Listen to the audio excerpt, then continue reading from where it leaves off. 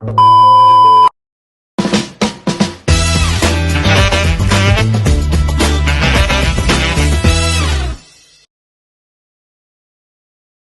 day, everyone. We are now here in SM City, Bacoor to conduct a face-to-face interview on multicultural diversity, aiming for an insight on workplace diversity. So, let's go. Good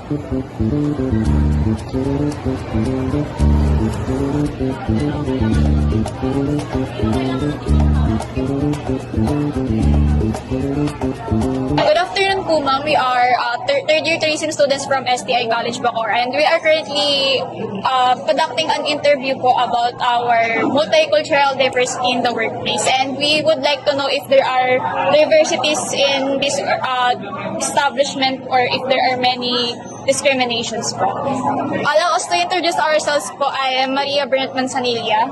I am Francis Generati. And he is... So, the first question po will be asked by... The first question, ma'am, what level of diversity do you have po? Paano bang diversity? Like, variety of characteristics po, like, sa sex, gender, or age. Hindi siya ganun. Wala kaming racism. Yung mga kasi sabi naman, wala kaming ganun. Walang gender, lahat equal po kami. And then, as of now, makikita nyo sa store, siya, meron kaming under ng LGBTQ community. Actually, yung bus managers namin is galing LGBTQ. So, nasabi ko naman na And then, kung titingnan nyo rin, yung iba naming team member is under na person with disability. So, wala kaming ganun. So, 100% kami nag-accept na kahit Even though there are a lot of diversity in this workplace, you don't have any discrimination. Yes, actually si Burger King in-accept niya lahat. As long as willing to work, dedicated sa trabaho. Even for for customers. Yes, actually ngayon makikita niyo dito kadalasan foreigner yun, I guess. Yun yung kagandahan kay Burger King. For the third question.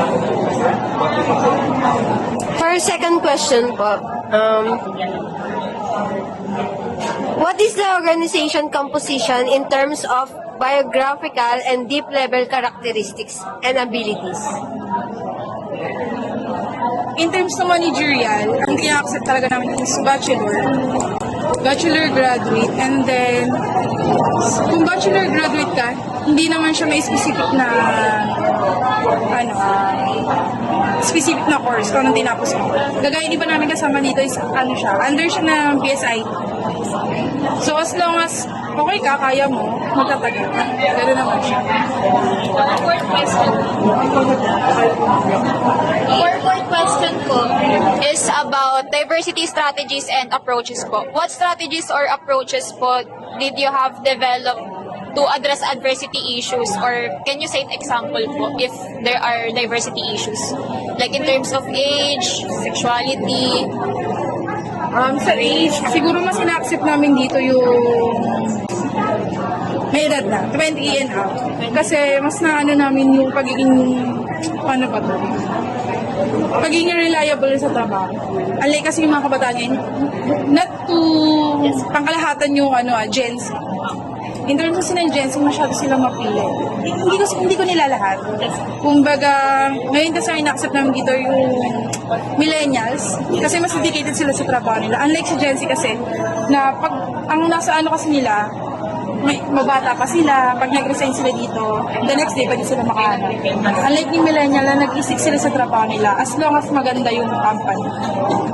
So, for the last question, can you suggest other ways as to how they would really improve your organizational culture? If there are any.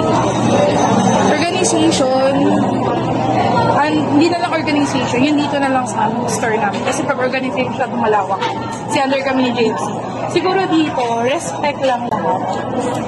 So, a-accept lang namin lahat. Tapos lahat nag-a-adjust. Hindi lang isa yung mag-a-adjust lahat. Since iba-iba naman tayo lahat. Ganun. Mas napapanatili namin yung pagiging intact ng store namin pag ganun.